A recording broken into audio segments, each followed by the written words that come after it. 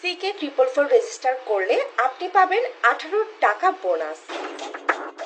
টিকটকে জুয়ার বিজ্ঞাপন প্রচারের অভিযোগ উঠেছে চুয়াডাঙ্গার মাহফুজা আক্তার ওরফে প্রজাপতি প্রমি নামে এক টিকটকারের বিরুদ্ধে। এ বিষয়ে ব্যবস্থা নিতে ওই টিকটকারের বিরুদ্ধে সামাজিক যোগাযোগ মাধ্যম ফেসবুকে পোস্ট দেন স্থানীয় সাংবাদিক সহ 5 ব্যক্তি। এতে ক্ষুব্ধ হয়ে ওই ব্যক্তিদের বিরুদ্ধে থানায় সাধারণ ডায়েরি করেছেন টিকটকার প্রজাপতি প্রমি।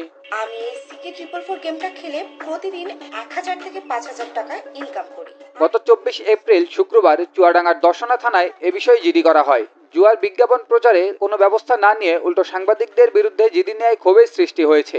ভুক্তভোগীরা হলেন ঢাকা পোস্টের চুয়াডাঙ্গা প্রতিনিধি আফজালুল হক, দৈনিক মাথাভাঙার দর্শনা ব্যুরো প্রধান Harun Rashid Raju, online news portal নীলকণ্ঠের ডেস্ক ইনচার্জ আব্দুল্লাহ আল মামুন, জীবননগরের তুহিনুজ্জামান, মোহাম্মদ শাওমিন ও সাদিকুল ইসলাম।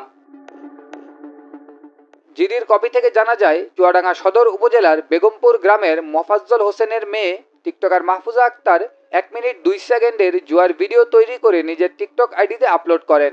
এরপর থেকে আলোচনায় আসে এই টিকটকার। টিকটকার মাহফুজা আক্তারকে কোনো প্রকার হুমকি দেওয়া হয়নি বলে জানিয়েছেন ভুক্তভোগী সাংবাদিক আফজালুল হক।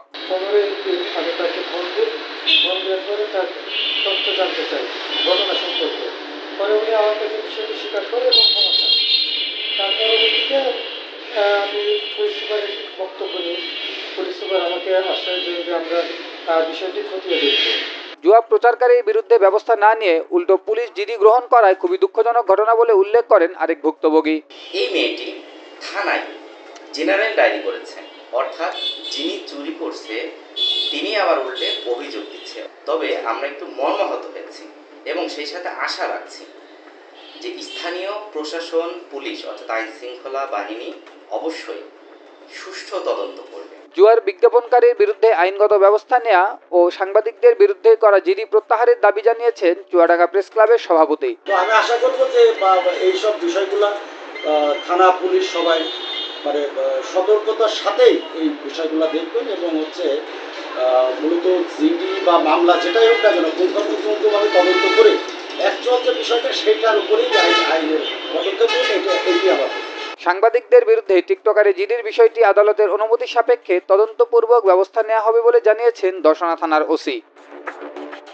জিডি করেছে, এখনো অনুমতির জন্য আমরা আবেদন করব, আদালত অনুমতি দেবে, তারপরে তদন্ত হবে। জুয়ার অ্যাপ প্রমোশনকারীদের আইনের আওতায় আনার পরিবর্তে জিডি গ্রহণ করায় হতাশ চুয়াডাঙ্গার সচেতন মহল। সঠিকভাবে যাচাই বাছাই শেষে দোষীদের উপযুক্ত শাস্তির দাবিও তাদের।